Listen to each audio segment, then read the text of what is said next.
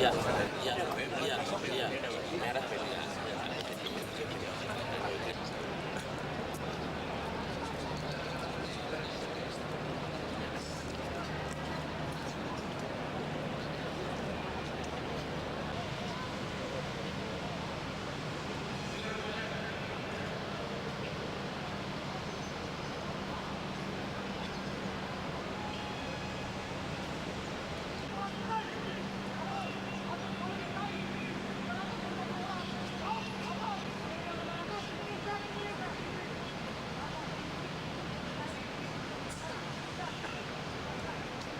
Labor, pemuda penjabarga, jumlah 150 orang.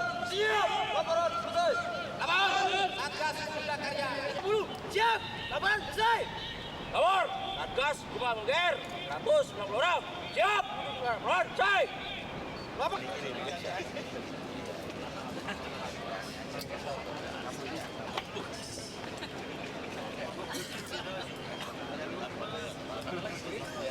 Kemana itu ke sini dia?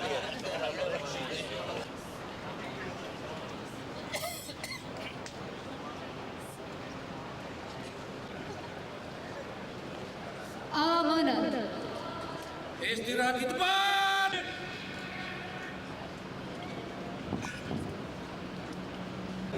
Yang saya hormati, hadirin dan undangan yang saya cintai dan banggakan. Pertama-tama, Duta Kader Penegak Disiplin. Peserta apel yang saya cintai. Tidak terasa pada tanggal 20 Mei yang lalu, 20 Mei 1995, dan 6 bulan sejak kader penegak disiplin ini dikukuhkan. Selama itu telah kita lihat dan rasakan banyak sekali kemajuan-kemajuan dan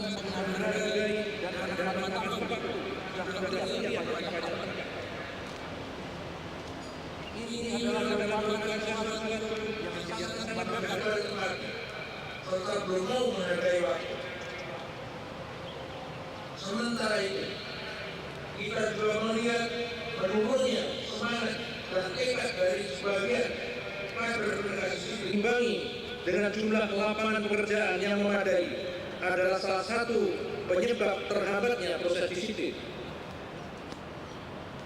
Pengaruh lingkungan yang semakin deras juga ikut meramaikan apa yang telah kita lakukan sebelumnya. Karena kita tetap yakin bahwa hanya melalui disiplinlah maka sumber daya sebagaimana sebelumnya, yaitu persuasif edukasi melalui himbauan, ajakan, arahan, dan tentu saja terkauladan.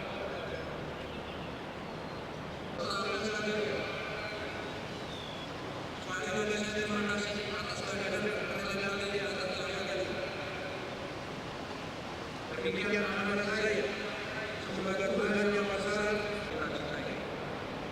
Terima kasih. Disiplin milik kita bersama. Selesai.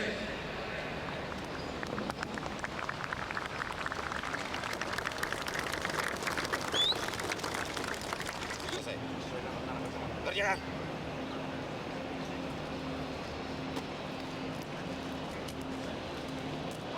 Sana dulu. Yang di belakangnya kita jaga.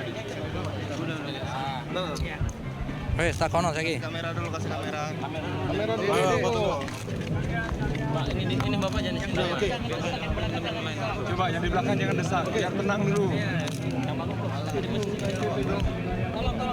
Udah? Udah, keluar kita.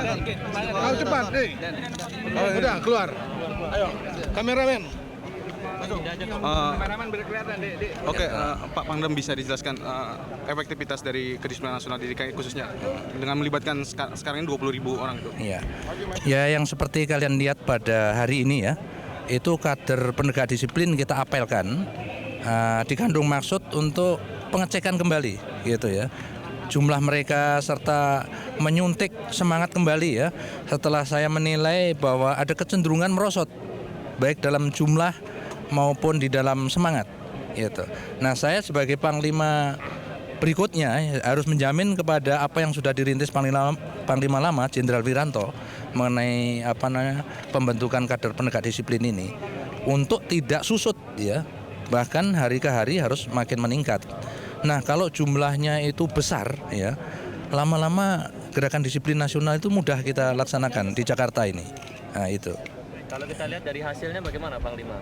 Hasil dari Evaluasi sementara para Yang selama kira-kira 6 bulan ya baru kita tangani secara serius, ada kemajuan seperti saya katakan di dalam amanat saya tadi, hanya kurang maksimal gitu lah. Untuk itulah maka saya memandang perlu untuk pompa lagi semangat mereka ya, karena pada dasarnya memang mereka kerja kan sosial aja sifatnya ya, sukarela sifatnya. Lalu mengenai bidang tugas mereka apa tidak diperluas gitu Bang? Nah, selama ini kita targetkan 3 bidang saja yang menjadi sasaran DKI Jakarta ya, yaitu budaya bersih, budaya tertib, serta etos kerja. Jadi 3 bidang aja ini kalau bisa kita capai sungguh sangat baik ya dampaknya terhadap tingkat disiplin nasional secara menyeluruh. Gitu. Kira-kira apa yang menjadi kendala utama untuk mewujudkan tingkat disiplin nasional di DKI? Utamanya partisipasi masyarakat belum maksimal. Itu kuncinya di situ.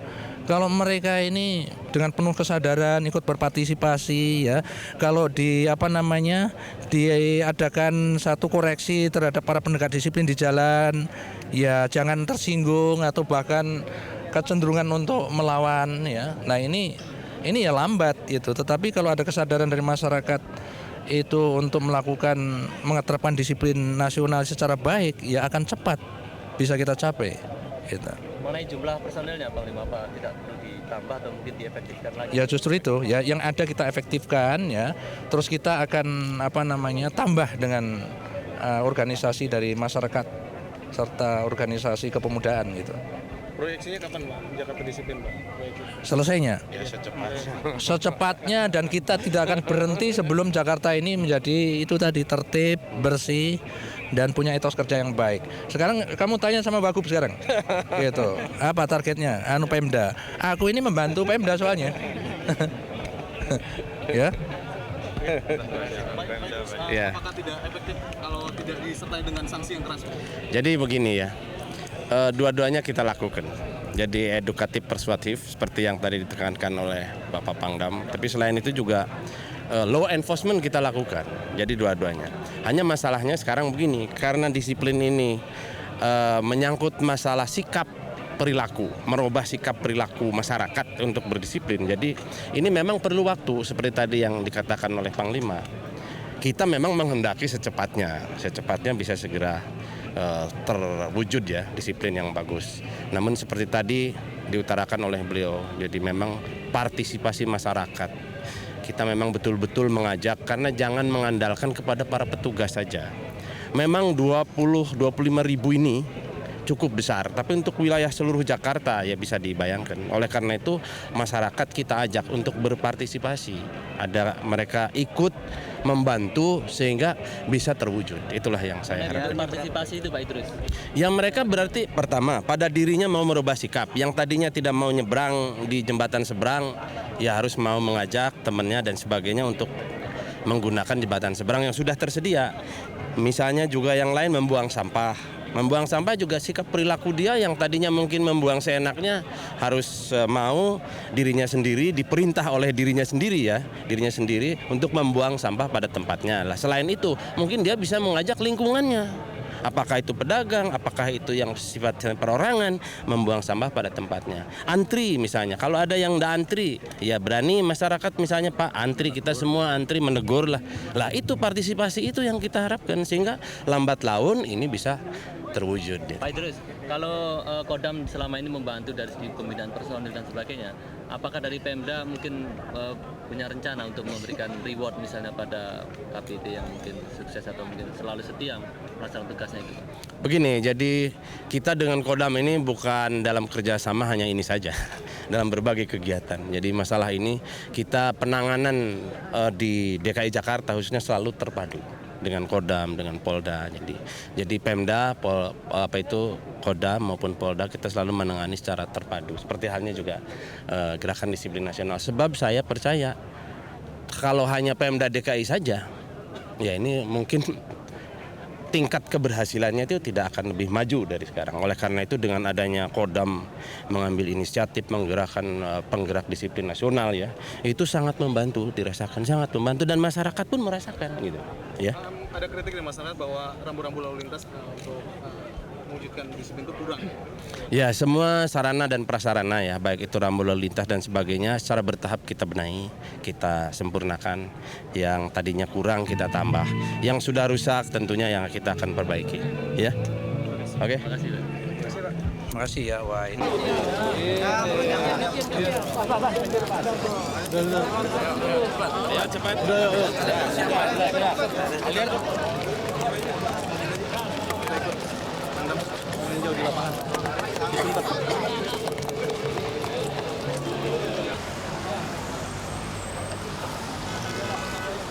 dan juga untuk pengguna punya bakat juga ya.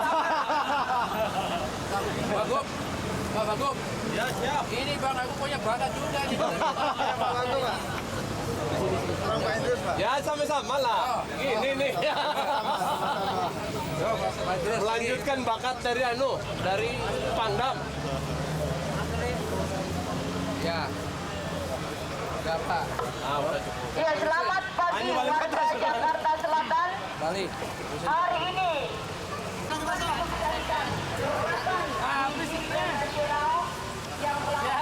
Kancung, pakai kancung. tahun kedua. Terus, semangat. Tambah. Ya, sampah-sampah dalam ambilin.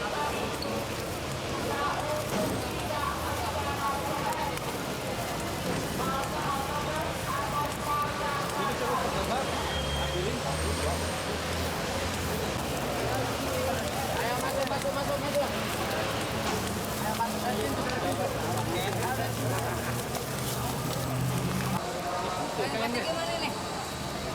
Ibu aja kumpulin jadi satu kantong kan. Mobilnya mana? Itu Pak, kembali ke mobil.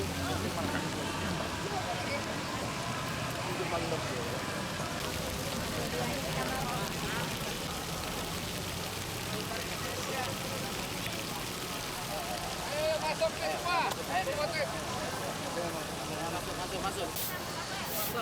Masuk.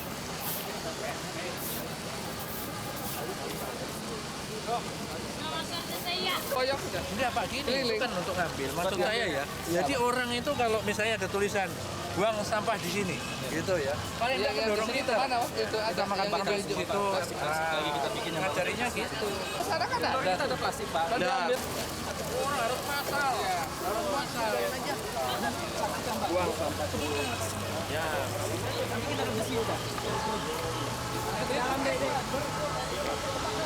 Terus gitu. Buang sampah di sini.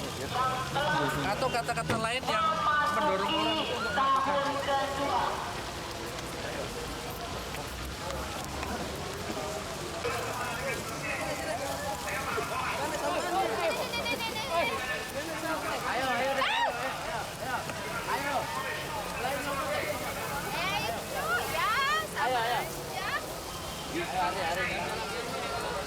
Itu musik banyak.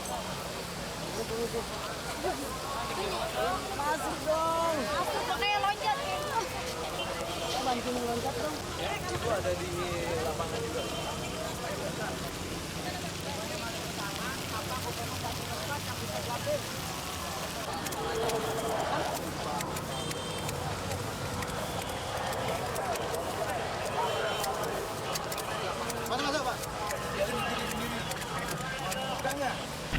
Yang ke seluruh Dibakarin tuh. Perlu asap ini harus dibakar. Basah diangkat aja. Sampai enggak ada Pak. Ada. Diinikan dulu di tepi.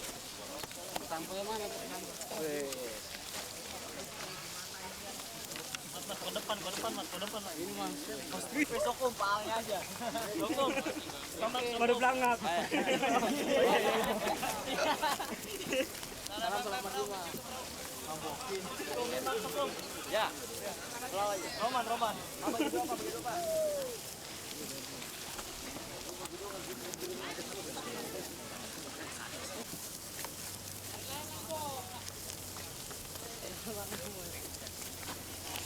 Nangis.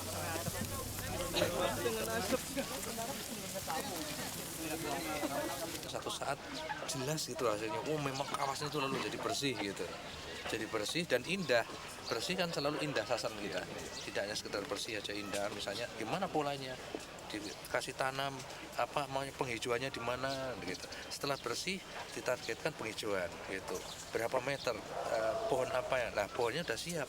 Ini susah ya. Airnya abadi. Dan memang selain itu ini berfungsi untuk menampung air sebagai kantong air juga. Kalau itu makin lama tertutup ya nggak berfungsi. Ini maksud saya semua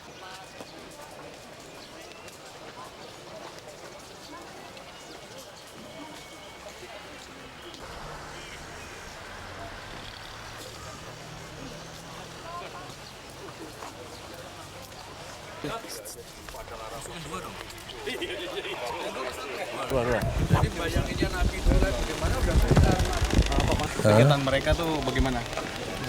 ya begini ya, ini kan sebagai apa namanya pemicu aja.